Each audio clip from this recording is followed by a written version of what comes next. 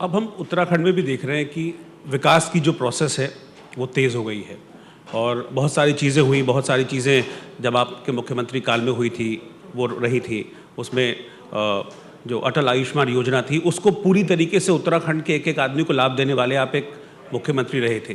तो ये मॉडल आप बाकी राज्यों को कैसे दिखाना चाहेंगे? क्योंकि कई ऐसे राज्य हैं और मैं खुद पर्सनली भी जानता हूँ जहाँ पर अभी भी इस योजना का पूरा लाभ नहीं मिल पा रहा है। देखिए, ये जो योजना निकली है वो पहाड़ की पीड़ा में से निकली हुई योजना है, जो हमने अपने जीवन में भुगती भी है और देखा भी है, यानी कि अनुभव भी किया है और पब्लिक में भी हमने उन चीज़ों को महसूस किया है।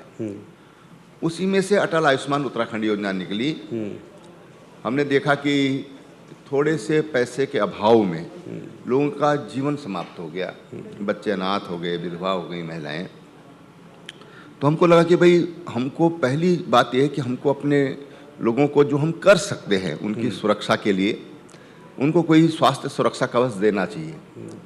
और उसी में हमने अटल आयुष्मान उत्तराखंड योजना प्रारंभ की और उत्तराखंड के प्रत्येक वासी को, जिसमें लगभग उस समय 23,80,000 से कुछ अधिक परिवार थे, उनको ये स्वास्थ्य सुरक्षा कवच दिया।